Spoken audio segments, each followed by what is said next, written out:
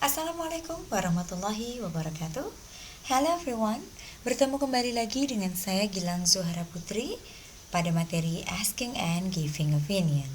Materi ini adalah materi kelas 11 Bahasa Inggris, Chapter 2. What is an opinion? Kira-kira apa sih yang dimaksud dengan pendapat? And then, how do you express your opinion? Bagaimana cara kalian mengekspresikan opini kalian?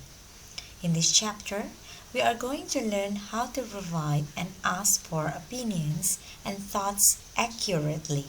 Jadi kita akan belajar bagaimana kita menyampaikan pendapat dan meminta pendapat orang lain secara tepat.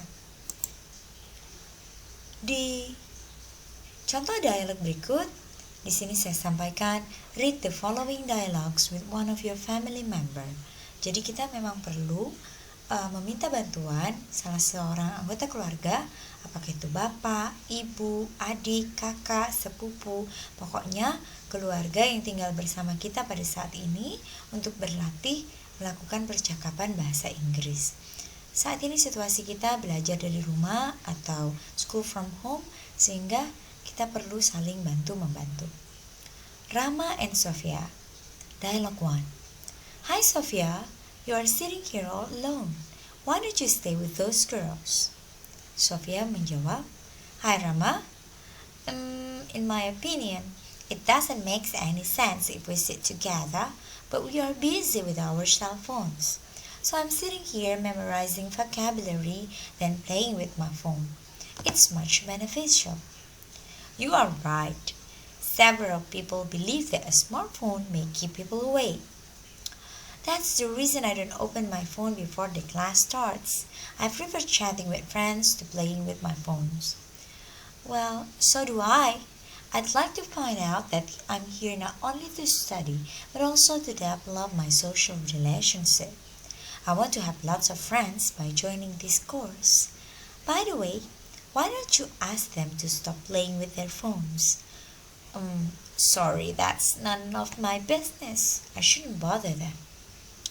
Nah, kalian bisa berlatih percakapan seperti itu. Memang kalimatnya cukup panjang ya, tetapi dari kalimat ini banyak sekali yang bisa kita pelajari. Dari mulai menyampaikan pendapat maupun menanyakan pendapat orang lain. Pada dialog kedua, antara Mawar dengan Vigo juga menyampaikan pendapat dan menanyakan pendapat orang lain. Kita simak. Are you alright, Vigo? Yes, I am. Thanks, but I don't think you are okay. I would say that you lose your spirit and cheerfulness. Well, thanks for your concern. I only need to relax this time. You can't lie to me. I've known you for a long time, so I know your character. You better tell me about your problem. I might know the solution.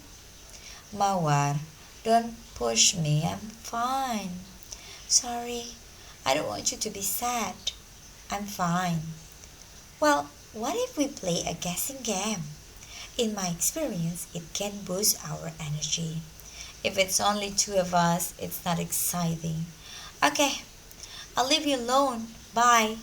See you.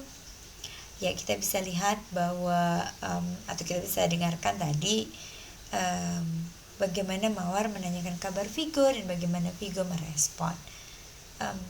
Ya, banyak sekali di sini ada kalimat-kalimat bertanya dan kalimat memberikan pendapat seperti Vigo menjawab, if it's only two of us, it's not exciting. Itu pendapat dia mengenai bermain guessing game tapi cuma berdua. Kita lihat lagi slide berikutnya. Nah, ada tabel yang mengekspresikan atau kemudian menggambarkan expressions to state our opinions or thoughts. Jadi di sini kita bisa melihat ada personal opinion, ada general thought. Yang dimaksud personal opinion adalah pendapat pribadi, dan ini jenis-jenis kalimat atau kata-kata di awal kalimat yang bisa kita gunakan untuk mengungkapkan pendapat pribadi. Sedangkan di sebelah kanan adalah general thought. Ini merupakan pemikiran orang secara umum. Jadi kata yang digunakan itu berbeda. Contoh di sini, in my experience, menurut pengalaman saya, artinya ya pengalaman saya sendiri. Berbeda dengan Many people say that. Maka ini berarti merupakan kesepakatan umum di masyarakat. Misalkan kita bilang, many people say that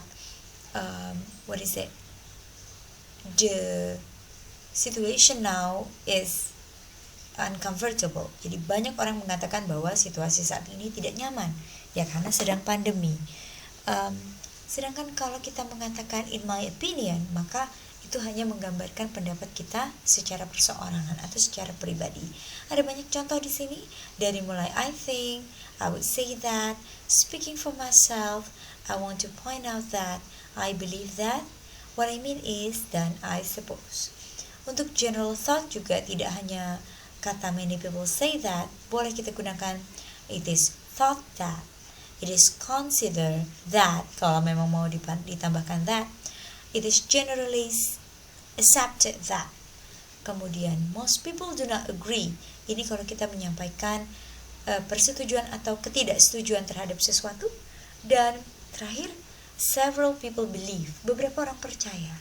Nah, kondisi pandemi COVID-19 ini sangat menarik untuk dijadikan topik tanya jawab mengenai opinion. Dan ini hanya contoh ya.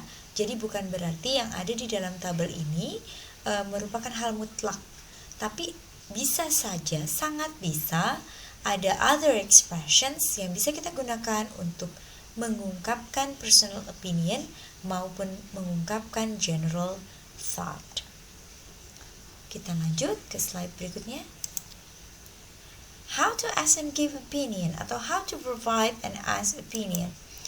Di sini ada beberapa kalimat, ada 4. Here are expressions to ask for one's opinion or thought. Yang pertama adalah kita bisa bertanya, what do you think about blah blah blah? What do you think about COVID-19?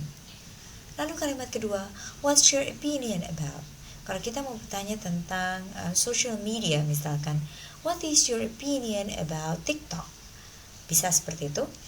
Lalu kalau menanyakan sesuatu yang membantu untuk kita memahami, maka boleh juga kita bertanya, what do you mean? Apa maksud Anda?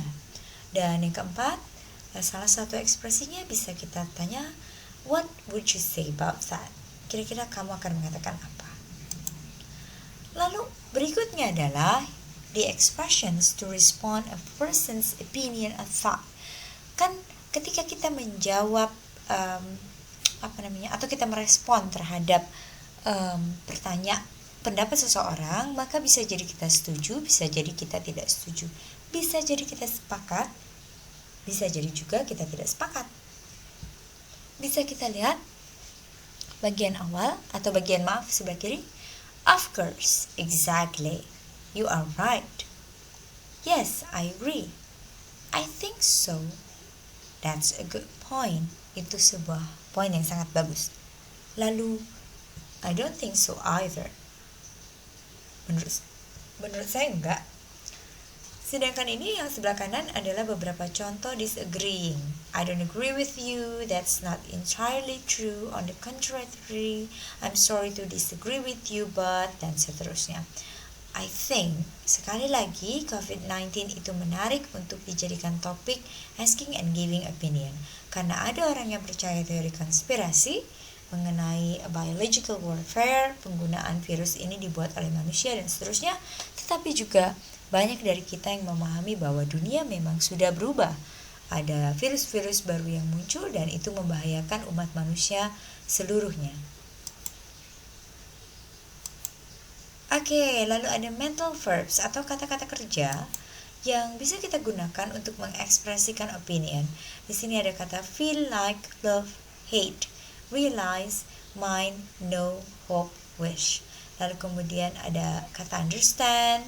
Lalu ini yang menggunakan 5 senses, taste, hear, smell, see, look, feel, dan seterusnya. Lalu ini adalah kata-kata juga yang merujuk kepada pendapat kita. Promise, prefer, own, mind, doubt, want, dislike, decide, and perceive. Kalau tidak mengerti mengenai kata-kata ini, bisa kita lihat dulu di kamus, lalu kita susun dan perhatikan pada contoh-contoh kira-kira bagaimana sih kita menggunakan mental verbs ini dalam kalimat? Ya, mungkin untuk pertemuan kali ini cukup sekian. Thank you very much. Kita akan bertemu lagi di Google Classroom dan WhatsApp Group untuk membahas contoh-contoh kalimat dan juga mempersiapkan our practice to ask and give opinion. Thank you. Assalamualaikum warahmatullahi wabarakatuh.